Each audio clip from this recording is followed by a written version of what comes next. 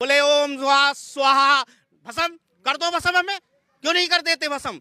अगर इतनी ताकत है, इतनी आपकी सिद्धि है, इतनी तंत्र मंत्र विद्या है, तो आपके 21 लाख रुपए भी बचेंगे, फरसा भी बचेगा, फरसा की धार भी बचेगी, तलवार के पैसे भी बचेंगे। वहीं से बैठे बैठे भस्म कर दो। ये पाखंड है, इस पाखंड के अलावा इसमें कुछ भी नहीं है। मेरी भावनाएं आहत नहीं होती कि मुझे नीच बताए, मेरी भावनाएं आहत हुई है। क्या है जेवर्धानम तेल कुमारा सो पिचकिरात कोल करवारा। इस चौपाई में कोल, तेली, कुम्हार, इन सब जातियों को नीच बताया गया है। मैं तो बात करता हूं प्रधानमंत्री जी को भी इस चौपाई पर ऐतराज करना चाहिए, क्योंकि प्रधानमंत्री जी भी तेली जाति से आते हैं। उस तेली जाति को भी इसमें लिया गया है और उस तेली जाति को भी नीच बताया गया है। मलाई खाने के लिए ब्राह्मण, बाकी सब लोग शूद्र। जितने भी महंत हैं, जितने भी साधु हैं, जितने भी संत हैं, वहीं बैठ करके श्राप दे देना अखिलेश जी को, मुझे, स्वामी प्रसाद मौर्य को, हम जैसी विचारधाराओं के, वहीं से श्राप दे बोले भस्म। इस गलत चौपाई को हटा दीजिए। रामचरितमानस हमारे लिए ठीक है। अगर ये चौपाई नहीं हटती है तो हम ऐसी रामचरितमानस का विरोध करेंगे। ऋचा सिंह को 2 बार लड़ाया गया, उनकी जाति वहां पर वोट नहीं देती थी उन्हें। इस बार माननीय राष्ट्रीय अध्यक्ष जी से मेरा निवेदन है, उस सीट से किसी पिछड़ा वर्ग को लड़ा देना। 100% विधायक ना बन जाए वहां पर तो कह देना। नहीं, एक शब्द का क्या मतलब है बताइए ना। ताड़ना का मतलब शिक्षा है ना, तो ताड़ना का मतलब शिक्षा है, तो बताइए कौन सी बीजेपी ने यूनिवर्सिटी खुलवाई? कौन सी यूनिवर्सिटी खिलवाई पशुओं के लिए? कोई खिलवाई? पशुओं को शिक्षा दी गई। महिलाओं को पशुओं के समान मत समझा जाएगा क्या? पशुओं के समान है महिलाएं? बताइए, आप लोग जिस तरीके से लिखे हैं इसमें क्या कहना चाहते हो? वो तो कह रहे हैं कि आप लोगों को पता ही नहीं हिंदू धर्म के बारे में। नहीं, देखिए, मैं धर्म की यहाँ पर बात ही नहीं आ रही है, ना यहाँ पर किसी की बात आ रही है। यहाँ पर केवल मैंने इस रामचरितमानस की जो चौपाई है उस चौपाई पर ऐतराज जताया है। और क्यों नहीं जताऊं? क्या आपकी भावनाएं आहत नहीं होंगी अगर आपके ऊपर, किसी के ऊपर अगर कोई टिप्पणी की जाए, वो टिप्पणी की जाए जो आपकी जाति, मजहब आपके खिलाफ हो, तो आपकी भावनाएं आहत नहीं होंगी? क्या मेरी भावनाएं आहत नहीं होती कि मुझे नीच बताए?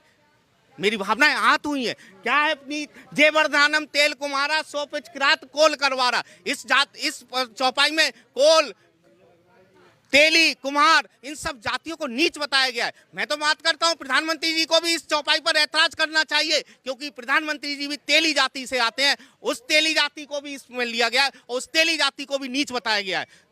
अच्छा, आप कह रहे हैं तेली जाति को नीच बताएगा, वो कह रहे हैं कि जो रामचरितमानस से सबको जोड़ने वाला ग्रंथ है, आप लोग कह रहे हैं कि नहीं उसमें नहीं, हमने देखिए रामचरितमानस का विरोध नहीं है, फिर हम कह रहे हैं रामचरितमानस का विरोध नहीं है। हमारा विरोध सिर्फ रामचरितमानस की उन चौपाइयों के साथ है जो चौपाइयां गलत लिखी गई हैं। बताइए, इस गलत चौपाई को हटा दीजिए। रामचरितमानस हमारे लिए ठीक है। अगर ये चौपाई नहीं हटती है तो हम ऐसी रामचरितमानस का विरोध करेंगे। कह रहे हैं कि रामचरितमानस में उन लोगों को समझ नहीं है, उस एक शब्द का कई मतलब होता है। नहीं, एक शब्द का क्या मतलब है बताइए ना। ताड़ना का मतलब शिक्षा है ना, तो ताड़ना का मतलब शिक्षा है, तो बताइए कौन सी बीजेपी ने यूनिवर्सिटी खुलवाई? कौन सी यूनिवर्सिटी खुलवाई पशुओं के लिए? कोई खुलवाई? पशुओं को शिक्षा दी गई। ऋग्वेद, त्रेता युग, द्वापर युग, सतयुग, कलयुग में कोई विद्यालय खुला? कोई खुला हो तो बताइए पशुओं के लिए। एक बात बताइए, आपके भी घर में महिलाएं हैं, क्या महिलाओं को पशुओं के समान मत समझा जाएगा? क्या पशुओं के समान है महिलाएं? नहीं है ना। तो पशु, इसीलिए वो केवल भाव बदल करके लोगों को अपने साथ जोड़ने का प्रयास कर रहे हैं। लेकिन आज सब लोग समझ चुके हैं ताड़ना का मतलब क्या है। ताड़ना का मतलब एक ही होता है, पीटना। वो ये कह रहे हैं अखिलेश जी को, देश के बड़े नेता हैं, कि उनको गोली मार देनी चाहिए। कह रहे हैं कि स्वामी प्रसाद मौर्य को गोली मार देनी चाहिए। कह रहे हैं कि बिहार के शिक्षा मंत्री को गोली मार देनी चाहिए। ये शब्द है। भैया, ये गोली मारने की जरूरत क्या है? मुझे तो ये बताइए, जितने भी महंत हैं, जितने भी साधु हैं, जितने भी संत हैं, वहीं बैठ करके श्राप दे देना अखिलेश जी को, मुझे, स्वामी प्रसाद मौर्य को, हम जैसी विचारधाराओं के, वहीं से श्राप दे बोले भस्म। भाई पहले तो ये होता था, नाटक देखे होंगे आपने, वहीं से क्या होता था, दे दिया जाता श्राप, बोले ओम स्वाहा भस्म कर दो भस्म, हमें क्यों नहीं कर देते भस्म?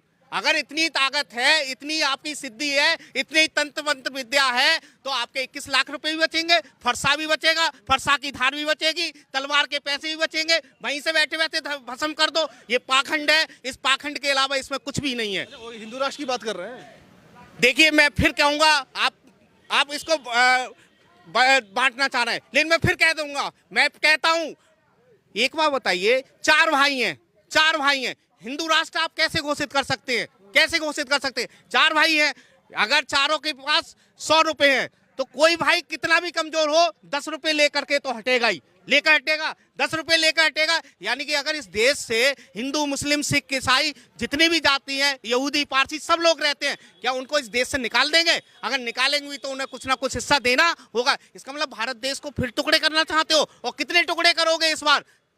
कितने टुकड़े करोगे, मैं ये पूछना चाहता हूँ। अच्छा, वो ये कह रहे हैं कि जो लोग हिंदू राष्ट्र को नहीं मानना चाह रहे हैं उनके ब्लड में दिक्कत है।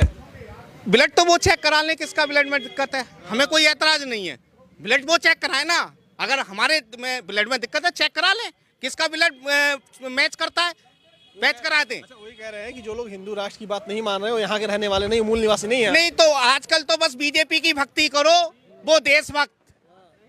बीजेपी के पास तो एक ऐसी भी वो है, ठीक है, सुब्रत राय, ना जाने कितने नेता ऐसे हुए, जितने भी भ्रष्टाचारी, जितने भी किसी भी तरीके का कह लीजिए बलात्कारी, सब नेता बीजेपी में चले जाओ, सब कैसे हो जाते हैं? बिल्कुल पाक साफ हो जाते हैं। उनके पास एक ऐसी मशीन लगी हुई है कि इतना भी बलात्कारी आ जाए, अछम आ जाए, कितना भी कोई भी आ जाए, सब साफ हो जाते हैं।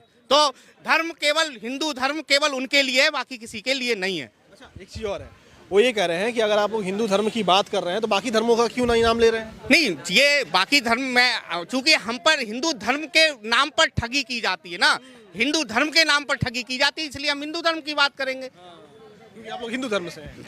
नहीं, बस सीधी सी बात है, हम पर हिंदू धर्म का ठोपा ठोका जाता है ना। हम एक बार बताइए भाई, वर्णों की व्यवस्था की जाए, 4 वर्ण बनाए गए, सभी को पता है, किसको नहीं पता है? 4 वर्ण बनाए गए, क्यों हमें शूद्र में दिया गया? क्यों दिया गया भाई? हमें भी ब्राह्मण बना सकते थे, हमें क्यों नहीं बनाया?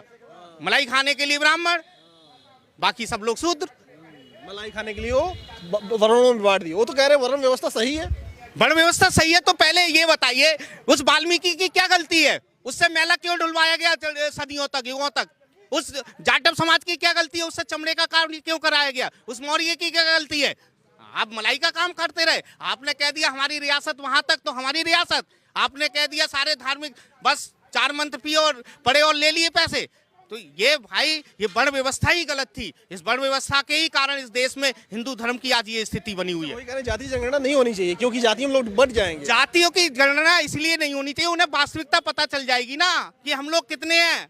हमें इन्हें ये पता ही नहीं है कि यादव कितना है, मौर्यों को नहीं पता है कितनी % है, जाटवों को नहीं पता है जाटव, उन्हें सब लोगों को अपनी स्थिति का वास्तविक आकलन हो जाएगा, इसलिए वो जाति। आखिर मैं पूछना चाहता हूं, फिर जातीय जनगणना क्यों नहीं करा रहे हैं? क्यों नहीं करा रहे हैं? उसके पीछे लॉजिक भी तो दे, अपना लॉजिक क्यों नहीं देते कि जातीय जनगणना इस वजह से नहीं होगी? कुछ लोगों को अभी पार्टी से निकाला गया है, रोली तिवारी मिश्रा और ये वो लोग थे जो मतलब के लिए थे। ऋचा सिंह को 2 बार लड़ाया गया, उनकी जाति वहां पर वोट नहीं देती थी उन्हें। इस बार माननीय राष्ट्रीय अध्यक्ष जी से मेरा निवेदन है, उस सीट से किसी पिछड़ा वर्ग को लड़ा